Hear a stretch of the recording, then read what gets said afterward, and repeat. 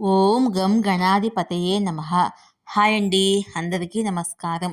మనం ఈరోజు ఈ వీడియోలో కార్తీక మాసం యొక్క విశిష్టత గురించి తెలుసుకుందాము. ఈ వీడియో కనుక మీకు నచ్చినట్లయితే లైక్ చేయండి, షేర్ చేయండి, సబ్స్క్రైబ్ చేసుకోండి. ఈ వీడియో లాస్ట్ వరకు స్కిప్ చేయకుండా చూడండి. ఇలా చేయడం వల్ల ఈ వీడియో మరికొంతమందికి రీచ్ అవుతుంది. ప్లీజ్ సబ్స్క్రైబ్ మీ, సపోర్ట్ మీ. Thank you for watching. Karthika మాసం ఎంతో పవిత్రమైన మాసము. ఈ మాసములో మనం చేసే స్నాన, దాన, జపాలు, పూజలు, ఉపవాసాలు, వ్రతాలు, దీపాలు వెలిగించడము, వనభోజనాలు వంటి వాటిని చేయడం వల్ల జన్మ జన్మల పాపాలను ప్రక్షాళన చేసి అనంతమైన పుణ్యఫలాలను ప్రసాదించే మహిమాన్వితమైన మాసము కార్తీక మాసము. చంద్రమానం ప్రకారము కార్తీక మాసము 8వది, శరదృతువులో 2వ మాసము. ఈ మాసములోని పూర్ణిమ నాడు చంద్రుడు కృతికా నక్షత్ర సమీపంలో సంచరిస్తూ ఉండటం వల్ల ఈ మాసానికి కార్తీక మాసము అని పేరు వచ్చింది. కార్తీక మాసానికి సమానమైన మాసం లేదు. శ్రీ మహావిష్ణువుకు సమానమైన దేవుడు లేడు. వేదముతో సమానమైన శాస్త్రం లేదు. గంగతో సమానమైన తీర్థం లేదు అని స్కంద పురాణంలో పేర్కొనబడింది. శివునికి ప్రీతిపాత్రమైన మాసము కార్తీక మాసము. ప్రతి ఏటా దీపావళి వెళ్ళిన మరుసటి రోజు నుంచి అతి పవిత్రమైన కార్తీక మాసం ప్రారంభం అవుతుంది. ఈ మాసములో భక్తులంతా నిత్యము బోళాశంకరుని నామాన్ని స్మరిస్తూ ఉంటారు. పురాణ కాలం నుంచి ఈ మాసము ఓ ప్రత్యేకతను సంతరించుకుంది. హరిహరాదులకు ప్రీతిపాత్రమైన ఈ మాసములో భక్తకోటి యావత్తు కఠిన నిష్ఠలతో చేపట్టే నోములకు ఎంతో ప్రాధాన్యం ఉంది. ఈ మాసములో పాడ్యమి, చవితి, పౌర్ణమి, చతుర్దశి, ఏకాదశి, ద్వాదశి తిథుల్లో శివపార్వతుల అనుగ్రహం కోసము మహిళలు పూజలు చేస్తూ ఉంటారు. హరిహరాదులకు ప్రీతికరము కార్తీక మాసం. మన భారతీయ సంస్కృతిలో కార్తీక మాసం వచ్చింది అంటే ఆ నెల రోజులు పండుగ దినాలే. అందులోనూ కార్తీక మాసము ఈశ్వర ఆరాధనకు చాలా ముఖ్యమైనది. దేశం నలుమూలల ఉన్న వివిధ ఆలయాల్లో రుద్రాభిషేకాలు, రుద్రపూజ, 1,00,000 బిల్వ దళాలతో పూజలు, అమ్మవారికి 1,00,000 కుంకుమార్చనలు విశేషంగా జరుపుతుంటారు. అలా విశేషార్చనలు జరిపే భక్తులకు సదాశివుడు ప్రసన్నుడై కొంగు బంగారములా సంతోషం కలిగిస్తాడు. కాబట్టి ఆ స్వామికి అశుతోషుడు అనే బిరుదు వచ్చింది. ప్రతి ఈశ్వరాలయములో అరుద్ర నమకము, మంత్రభాగము మారిమోగిపోతూ ప్రతిధ్వనిస్తూ ఉంటుంది. హిందువుల గృహాలలో ఆదిత్య అంబిక, విష్ణు గన్నాథం, మహేశ్వరం అనే పంచాయతన దేవతలను విశేషంగా ఆరాధిస్తారు. ఈ కార్తీక మాస మహత్యం గురించి పూర్వము నైమిసారణ్య ఆశ్రమంలో శౌనకాది మహామునులు అందరికీ సుతమహాముని ఎన్నో విష్ణు భక్తుల చరిత్రలు, విష్ణు మహిమలను వినిపించే సమయంలో, ఓ సుతముని శ్రేష్ఠ, కలియుగములో ప్రజలు సంసార సాగరం నుండి తరింపలేక అరిషడ్వర్గాలకు దాసులై సుఖంగా మోక్ష మార్గం తెలియక ఎన్నో ఈతి బాధలు అనుభవిస్తున్న ఈ మానవులకు ధర్మాలన్నిటిలో ఉత్తమ ధర్మమేది? దేవతలు అందరిలోనూ ముక్తి నొసంగు ఉత్తమ దైవమెవరు?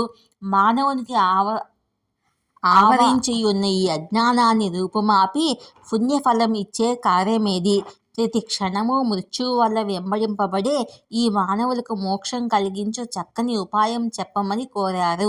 ఆ ప్రశ్నలు విన్న సుతముని, ఓ ముని పుంగవులారా, క్షణికమైన సుఖభోగాల కోసం పరితపించుచు మందబుద్ధులవుతున్న మానవులకు ఈ కార్తీక వ్రతము హరిహరాదులకు అత్యంత ప్రీతికరమైంది. దీన్ని ఆచరించడం వల్ల సకల పాపాలు హరింపబడి మరుజన్మ లేక మోక్షాన్ని పొందగలరు. పుణ్యాత్ములకు మాత్రమే ఈ కార్తీక వ్రతం ఆచరించాలని కోరికను ఆ పరమశివుడు కలగజేస్తాడు. ఆ పరమాత్మ దుష్టులకు, దుర్మార్గులకు వారి కర్మలు పరిపక్వమయ్యే వరకు ఏవగింపు కలిగిస్తాడు. ఈ మాసములో వచ్చే సోమవారాలు, చవితి, ఏకాదశి, ద్వాదశి, పౌర్ణమి అత్యంత పుణ్యప్రదములైనవి. నెల అంతా సాధ్యపడని భక్తులు కనీసం ఆయా రోజుల్లో పవిత్ర పుణ్యనది స్నానం ఆచరించి ఉపవాస దీక్షలు చేస్తూ మహాన్యాసపూర్వక మహారుద్రాభిషేకాలు, లక్ష బిల్వార్చనలు, లక్ష కుంకుమార్చనలు, లలిత విష్ణు సహస్రనామ పారాయణాలు ప్రతి నిత్యము ఉభయ సంధ్యల్లో దీపారాధన చేసేవారికి విశేష పుణ్యఫలం లభిస్తుంది. ఈ కార్తీక మాసం 30 రోజులు ఆచరించిన వారికి అనంతకోటి పుణ్యఫలం లభిస్తుందని చెప్పబడింది. ఇందులో అత్యంత మహిమాన్వితమైన కాలము ప్రదోష కాలము. సూర్యాస్తమయం అయ్యాక 3 గడియలు ప్రదోష రజనీయ ముఖం రాత్రికి ఆరంభ కాలమే ఈ ప్రదోష సమయము. ఇలా ప్రతి నిత్యము వచ్చే ప్రదోషాన్ని నిత్య ప్రదోషంగా చెప్తారు. ఈ ప్రదోషము 4 విధాలుగా మహాత్ములు వివరిస్తూ ఉంటారు. నిత్య ప్రదోషము, పక్ష ప్రదోషము, మాస ప్రదోషము, మహాప్రదోషము అని చెప్తారు.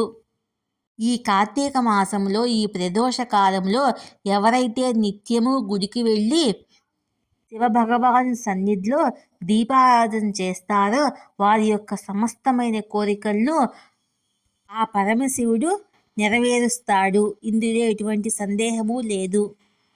కొందరు నిష్ఠాపరులు ఈ కార్తీక మాసమంతా పుణ్య నదీ స్నానం ఆచరిస్తూ ప్రతి నిత్యము హరిహరాదులను పూజిస్తూ పగలు వండని ఆహారము, పాలు, పండ్లు స్వీకరించి సాయంత్రం భక్తితో కార్తీక దీపారాధనలు, పూజలు చేసి నివేదించిన అన్నాన్ని రాత్రి భుజిస్తూ ఉంటారు. ఇలా ఈ కార్తీక వ్రతాన్ని నిత్యము ఆచరిస్తారు. ఇక ప్రదోష కాలములో పరమేశ్వరుడు ఏకకాలంలో 2 రూపాలను ప్రదర్శిస్తూ ఎడమ భాగాన పార్వతి, రెండవ భాగంలో పరమేశ్వర రూపంగా అర్ధనారీశ్వరుడిగా దర్శనమిచ్చే కాలము ఈ ప్రదోష కాలము అని చెప్పబడింది. ఆ ప్రదోష సమయాల్లో ఆ తల్లి అధ్యక్షురాలిగా అధిరోహించి ఉండగా పరమేశ్వరుడు పరవశించి తాండవం చేస్తూ ఉంటాడు. ఆ నృత్యాన్ని దర్శించడానికి దేవతలందరూ అక్కడ కొలువుదీరి ఉంటారట. ఆ సమయంలో ఆ తాండవ నృత్యానికి అనుగుణంగా సరస్వతీదేవి వీణ వాయిస్తూ ఉంటే బ్రహ్మ తాళం వేస్తాడట. శ్రీ మహాలక్ష్మి గానం చేస్తూ ఉంటే శ్రీహరి మృదంగం వాయిస్తాడట. ఇంద్రుడు వీరనాదంతో పులకరింపజేస్తూ ఉంటాడు. అలాంటి ప్రదోష సమయాల్లో దేవ గంధర్వ మహర్షి సిద్ధులందరూ పరమాత్మ స్వరూపాన్ని కొలుస్తూ ఉంటారట. కాబట్టి ప్రదోష సమయాల్లో శివుని ఆరాధిస్తే శివుని ఆశీస్సులతో పాటు మిగతా దేవతల ఆశీస్సులు కూడా ఏకకాలంలో మనం పొందగలుగుతామని చెప్పబడింది. ఇంకా మనకు ఆ అర్ధనారీశ్వర స్వరూపాన్ని ధ్యానిస్తే 2 ప్రయోజనాలు లభిస్తాయట. కామం అంటే కోరికలను నియంత్రించే శక్తి, మరియు కాలాన్ని అంటే మరణాన్ని జయించే శక్తిని ప్రసాదిస్తాడట. ఇంకా ఈ ప్రదోష దర్శనము సర్వ శుభాలను కలగజేసి సర్వ దారిద్ర్య బాధలను తొలగించి సర్వ సంపత్తులను అనుగ్రహిస్తుంది అని చెప్పబడింది. ఈ కార్తీక మాసములో అత్యంత విశేషమైనది ఉద్దైన ఏకాదశి. అంటే శ్రీ మహావిష్ణువు పాలకడలిలో ఆదిశేషుని పాన్పు పైన ఆషాఢ శుద్ధ ఏకాదశి నాడు తన యోగ నిద్రను ప్రారంభించి తిరిగి కార్తీక శుద్ధ ఏకాదశి నాడు కన్నులు విప్పి యోగ నిద్ర నుండి మేల్కొన్న రోజుకే ఉద్దాన ఏకాదశి అనే పేరు వచ్చింది. ఆ మరుసటి రోజు ద్వాదశి నాడు 33 దేవతలలో శ్రీ మహాలక్ష్మి సమేతుడై తులసి దాత్రివనములో ఉంటాడని చెప్తారు. ఈ ద్వాదశిని క్షీరాబ్ది ద్వాదశి అంటారు. అంటే పూర్వం కృతయుగంలో దేవదానవులు పాలసముద్ర మథనం చేసిన రోజు కనుక దీన్ని క్షీరాబ్ది ద్వాదశి అనే పేరు వచ్చింది. పాల సముద్రాన్ని చిలికారు కనుక చిలుక ద్వాదశి అని కూడా అంటారు. కనుక స్త్రీలు ఈరోజు వారి సౌభాగ్య సంపదల కోసం తులసి ధాత్రి దగ్గర విశేష దీపారాధనలు చేసి షోడశోపచారాలతో తులసి ధాత్రి లక్ష్మీనారాయణులను పూజిస్తారు. ఆ రోజు దేశం నలుమూలలా ఉన్న ఆలయాల్లోని లక్ష్మీనారాయణ మూర్తులను మిరుమిట్లు గొలిపే విద్యుత్ దీపకాంతులతో బాణాసంచాలతో సమీప నదీ జలాల్లో తెప్పోత్సవం నిర్వహిస్తూ ఉంటారు. కార్తీక పూర్ణిమ నాడు వరిగడ్డిని వెంటిగా చుట్టి దాన్ని 2 స్తంభాలకు కట్టి ఆ వెంటిని 3 సార్లు కాగడాలతో వెలిగిస్తూ వాటి కింద పార్వతీ పరమేశ్వరుల ప్రతిమలను పల్లకీలో ఉంచి 3 సార్లు త్రిప్పి జ్వాలాతోరణ వేడుకలు నిర్వహిస్తారు. అలా హరిహరాదులకు ప్రత్యేక ఉత్సవ వేడుకలు నిర్వహిస్తారు. ఇలా ఈ కార్తీక మాస విశేషాలను కొనియాడి చెప్పడానికి సహస్ర ముఖాలు కలిగిన ఆదిశేషుడు చతుర్ముఖుడైన బ్రహ్మకే సాధ్యం కాదని చెప్పగా ఇక మానవ మాతృమైన మనమెంత అని సుత మహర్షి చెప్పాడు. మన సంస్కృతిలో ఈ దీపారాధన అనేది ప్రధాన అంశము. ఈ దీపాదానములో ఆవు నెయ్యి ఉత్తమోత్తమైనది, మంచి నూనె మధ్యమము, ఇప్ప నూనె అధమము, ఇతర నూనెలు అడవిలో పుట్టిన నూనెలు అధమాతి అధమములు. గేదె నీరుతో దీపారాధన వెలిగిస్తే పూర్వపుణ్యం కూడా నశించిపోతుంది. అదే స్వల్పంగా ఆవు నెయ్యి కలిపి వెలిగిస్తే దోషము లేదని, అలా 1 మొదలు 1000 వరకు దీపాలు వెలిగించడం ఎంతో శుభప్రదమని, వాటి సంఖ్యను బట్టి వివిధ ఫలితాలు అందిస్తుందని దీపాదాన మహత్యంలో చెప్పి ఉన్నారు. అలాంటి దీపారాధన పూజా మందిరములో, దేవాలయములో, ప్రాంగణాలలో, తులసి బృందావనములో, మారేడు, రావి వంటి దేవతా వృక్షాల దగ్గర, పుణ్య నదీ తీరాల్లో వెలిగించడము అత్యంత పుణ్యప్రదమని పురాణాలు వర్ణించి చెప్తున్నాయి.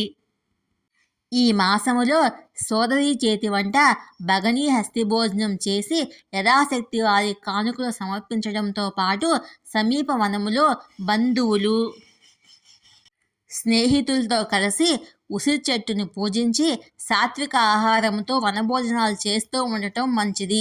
అందువల్ల మన జీవన గమనంలో మంచి ఆహ్లాదంతో పాటు అన్నదాన ఫలితం కూడా లభిస్తుంది. అలాంటి మహిమాన్వితమైన ఈ కార్తీక మాసములో నియమనిష్టలతో హరిహరాదులను నిత్యము ఆరాధిస్తూ కార్తీక పఠనం చేస్తే అనంతకోటి పుణ్యఫలం లభిస్తుందని, ఈ పుణ్య పవిత్ర దినాల్లో అలసత్వం వహించకుండా యథాశక్తి దీపదానము, వస్త్ర, ఫల, పుష్ప, సువర్ణ దానాలు మొదలైనవి చేయడం వల్ల ఇహంలో సర్వసుఖాలు అనుభవించడమే కాకుండా జన్మాంతరాల్లో జన్మరాహిత్యాన్ని పొందగలరని ఈ కార్తీక మాస వ్రత మహత్యాన్ని గురించి సుత మహర్షి సౌనకాది మునులకు వివరించాడు. ఆయా మాసాల్లో చంద్రుడు పూర్ణుడై ఏ నక్షత్రంలో ఉంటాడో ఆ నక్షత్రం పేరే ఆ మాసానికి వస్తుంది. కృతికా నక్షత్రంపై చంద్రుడు పూర్ణుడై ఉండటం వల్ల ఈ మాసానికి కార్తీక మాసమని పేరు. ఈ మాసములో కృతికా నక్షత్రానికి దీపారాధనకు సోమవారాలకు ప్రాధాన్యత ఉంది. ఈ విషయాల గురించి ఇప్పుడు తెలుసుకుందాము. కృతికా నక్షత్రానికి నక్షత్రాల్లో మంచి ప్రాముఖ్యత ఉంది. దేవతల్లో ప్రథముడైన అగ్నిదేవుడు ఈ నక్షత్రానికి అధిపతి. అగ్ని నక్షత్రాలైన కృతిక, ఉత్తరాషాఢంలో మొదటి కృతికయే. వేదకాలంలో సంవత్సరం కృతికా నక్షత్రంతోనే ఆరంభమయ్యేది. ఈ నక్షత్రాన్ని అగ్ని నక్షత్రమని అంటారు. అగ్ని 6 ముఖాలు కలవాడు. కృతికలు కూడా 6 నక్షత్రాలు. ఈ కృతికలు ఒక విశిష్టత ఉంది. అదేమిటంటే కుమారస్వామి సన్ముఖుడు అంటారు. అంటే 6 ముఖాలు కలవాడని అర్థము. ఆకాశంలోని 6 కృతికా నక్షత్రాలు మాతృమూర్తులై పాలు ఇవ్వగా కుమారస్వామి 6 ముఖాలతో పాలు తాగాడు. ఈ విధంగా కృతికలచే పెంచబడటంతో కుమారస్వామికి కార్తికేయుడనే పేరు వచ్చింది. ఈ కారణాల వల్ల కృతికలకు ప్రాముఖ్యత కలిగింది. ఈ మాసవారాల్లో సోమవారానికి ప్రాముఖ్యత ఉంది. సోమవారానికి చంద్రుడు అధిపతి.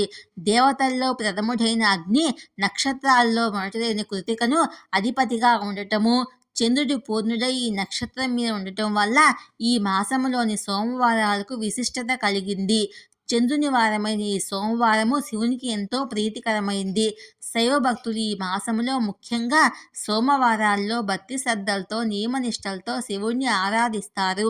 ఈ మాసములో సూర్యోదయ పూర్వమే బ్రహ్మ ముహూర్తములో నదీ స్నానం చేసి హరహర మహాదేవ శంభో అంటూ శివుణ్ణి స్తుతిస్తూ భక్తి ప్రపంచములో మునిగిపోతారు. ముఖ్యంగా శైవ భక్తులు ఈ మాసమంతా ఉపవాసం ఉండి శివుణ్ణి పూజిస్తారు. శివ ప్రీతికరమైన సోమవారం రోజు భానోదయం ముందు లేచి స్నానాది కార్యక్రమాలు ముగించుకొని పొడి బట్టలు ధరించి మొదటగా దీపారాధన చేయాలి. అనంతరము శివుడికి రుద్రాభిషేకం చేయించి శివ వ్రత నియమాలను పాటించాలి. ఈ విధంగా చేయడం వల్ల నిత్యము సిరి సంపదలతో సుఖ సంతోషాలతో వర్ధిల్లుతారని ప్రజల నమ్మకము. సూర్యుడు తులారాశిలో ప్రవేశించిన నాటి నుండి ఈ కార్తీక మాసం ఆరంభమై శుద్ధ పాడ్యమి మొదలు